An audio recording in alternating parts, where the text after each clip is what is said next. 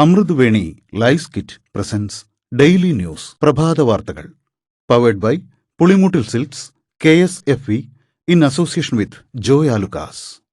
ഇത്തവണ ഫസ്റ്റ് അടിക്കില്ലേ നമ്മള്?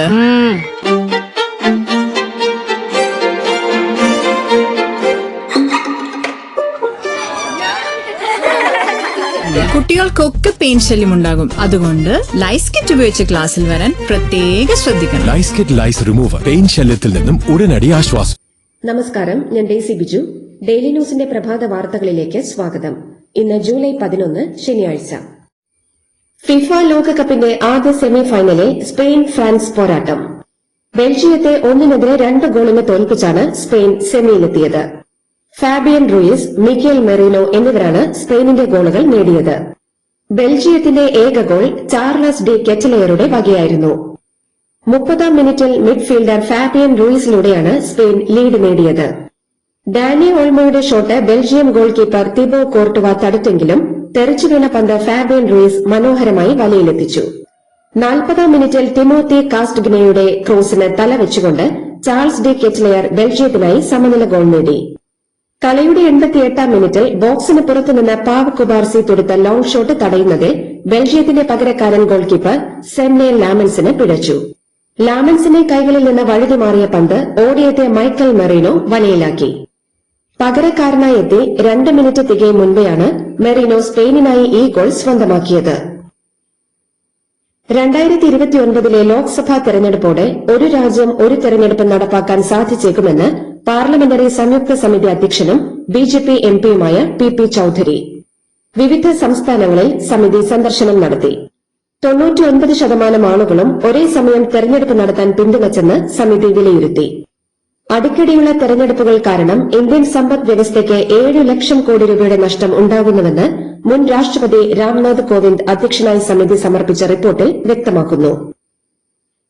സംസ്ഥാനത്തെ തദ്ദേശ സ്ഥാപനങ്ങൾ പണമില്ലാതെ പ്രതിസന്ധിയിൽ. കഴിഞ്ഞ സാമ്പത്തിക വർഷത്തെ 3ാം ഗഡു 2651 കോടി രൂപ മാർച്ച് 31 മുൻപ് തദ്ദേശ സ്ഥാപനങ്ങൾക്ക് ലഭിക്കേണ്ടതായിരുന്നു. LDF സർക്കാർ അത് നൽകിയില്ല.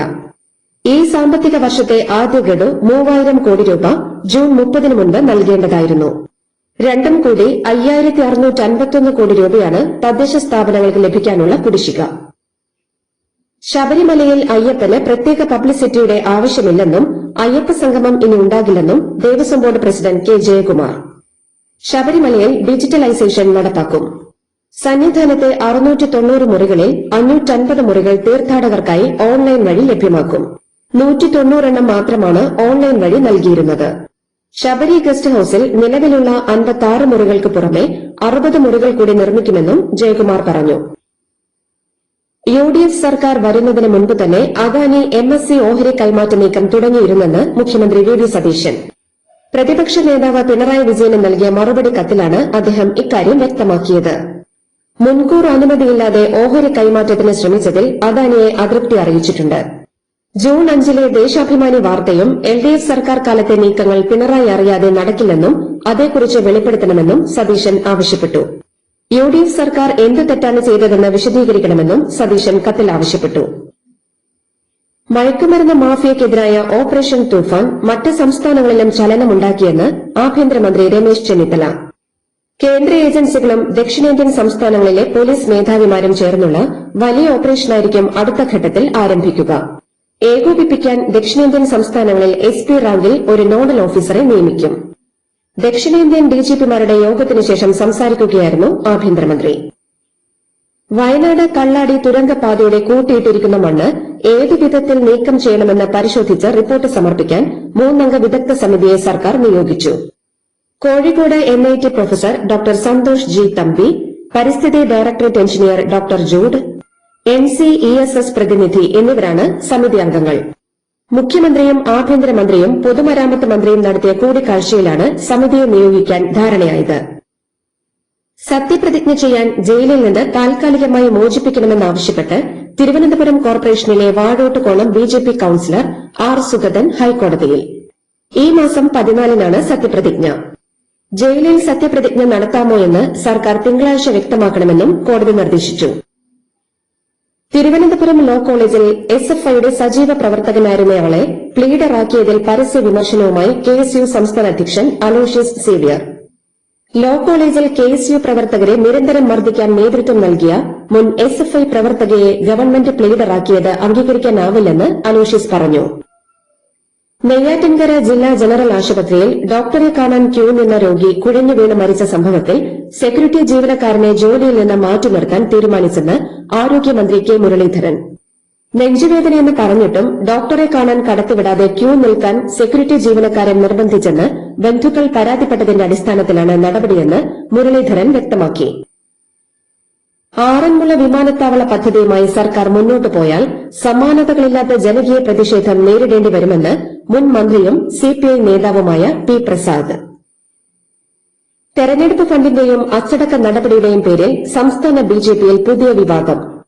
വ്യാജ ലെറ്റർ പാഡിൽ ഇല്ലാത്ത അച്ചടക്ക നടപടിയെന്ന പേരിൽ പ്രചാരണം നടത്തിയതിൽ അന്വേഷണം ആവശ്യപ്പെട്ട് സംസ്ഥാന നേതൃത്വം DGPക്ക് പരാതി നൽകും. പെരുമ്പാവൂർ താലൂക്ക് ആശുപത്രിയിൽ OP ബഹിഷ്കരിച്ച ഡോക്ടർമാരുടെ പ്രതിഷേധം. മൃതദേഹം ഫ്രീസറിൽ സൂക്ഷിക്കുന്നതുമായി ബന്ധപ്പെട്ട് മനോജ് മൂത്തേടൻ MLA ജൂനിയർ ഡോക്ടറോട് മോശമായി പെരുമാറിയെന്നും നിയമം ലംഘിക്കാൻ നിർബന്ധിച്ചുവെന്നുമാണ് പരാതി.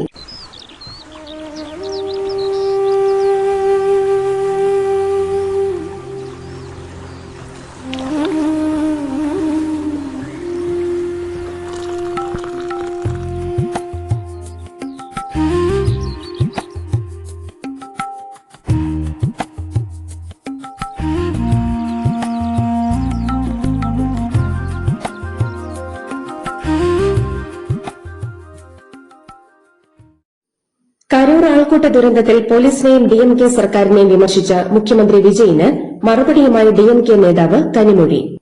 ദുരന്ത സമയത്തൊപ്പം നിന്നത് ആരാണെന്നും ഓടിപ്പോയത് ആരാണെന്നും ജനങ്ങൾക്കറിയാമെന്നായിരുന്നു തിരിച്ചടി.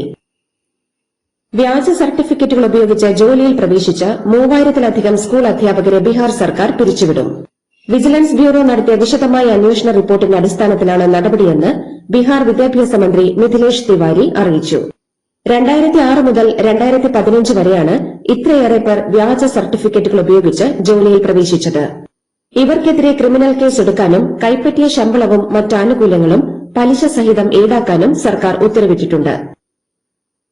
മൊബൈൽ ഫോണുകൾ, ഇലക്ട്രിക് വാഹനങ്ങൾ എന്നിവയുൾപ്പെടെയുള്ളവയ്ക്ക് ആവശ്യമായ ലിഥിയം അയൺ ബാറ്ററികൾ, ഡിസ്പ്ലേ അസംബ്ലികൾ തുടങ്ങിയവയുടെ നിർമ്മാണത്തിന് ഉപയോഗിക്കുന്ന സാമഗ്രികളുടെ കസ്റ്റംസ് ഡ്യൂട്ടി സർക്കാർ പൂർണ്ണമായും ഒഴിവാക്കി.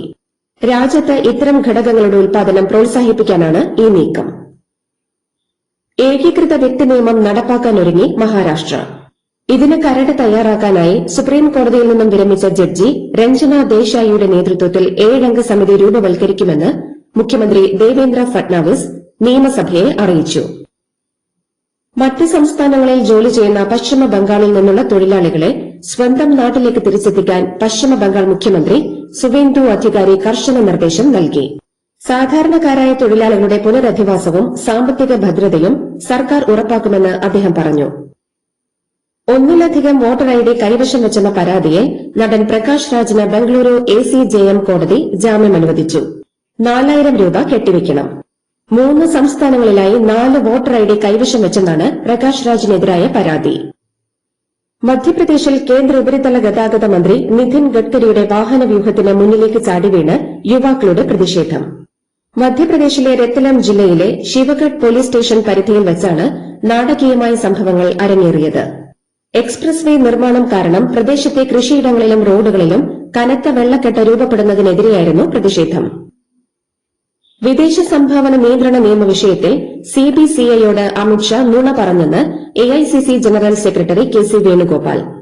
2010-ൽ നിയമം കൊണ്ടുവന്നപ്പോൾ അതിൽ പ്രതികാര നടപടി നിർദ്ദേശമുണ്ടായിരുന്നുവെന്ന് തെളിയിക്കാൻ അമിത്ഷായെ വെല്ലുവിളിക്കുന്നുവെന്നും KC വേണുഗോപാൽ. മധ്യപ്രദേശ് കോൺഗ്രസ് അധ്യക്ഷൻ ജിത്തു പട്വാരിയുടെ സഹോദരൻ മയക്കുമരുന്ന് കേസിൽ പ്രതിയായി. ഇൻഡോറിൽ മയക്കുമരുന്നുമായി 2 പേരെ പിടികൂടിയതിന് പിന്നാലെയാണ് ജിത്തു പട്വാരിയുടെ സഹോദരനായ നാനാ പട്വാരി കേസിൽ പ്രതിയാണെന്ന് പോലീസ് ആരോപിച്ചത്.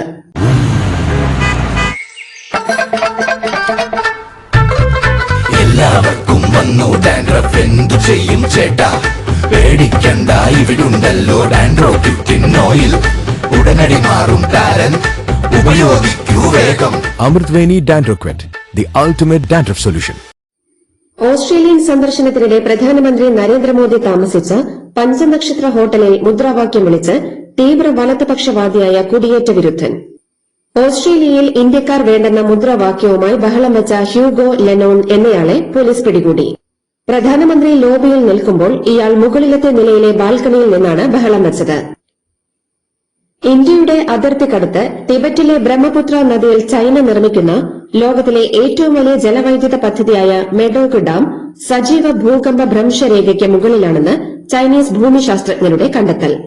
അതേസമയം അരുണാചൽ പ്രദേശ് അതിർത്തിയിൽ നിന്നും വെറും 50 കിലോമീറ്റർ മാത്രം അകലെ നിർമ്മാണത്തിലിരിക്കുന്ന ഈ മെഗാ ഡാം സ്ഥിതി ചെയ്യുന്ന പ്രദേശം കടുത്ത സുരക്ഷാ ഭീഷണിയുള്ള സ്ഥലമാണെന്നാണ് റിപ്പോർട്ട്.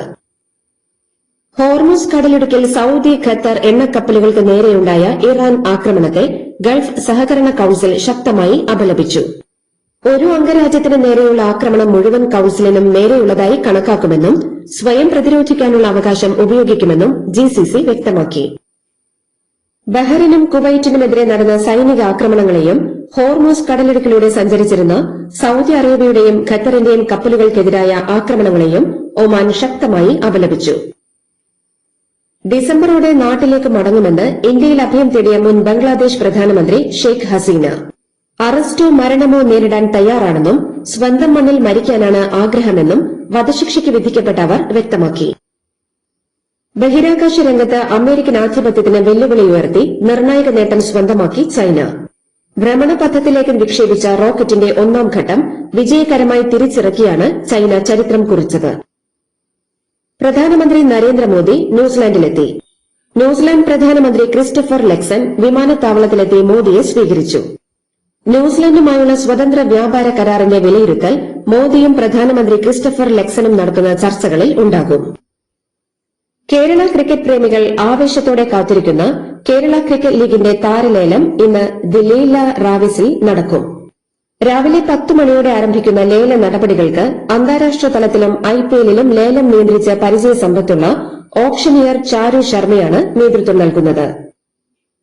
ഓസ്ട്രേലിയൻ ക്രിക്കറ്റ് ലീഗായ ബിഗ് ബാഷിന്റെ അടുത്ത സീസണിലെ ഉദ്ഘാടന മത്സരം ഇന്ത്യയിൽ നടക്കും.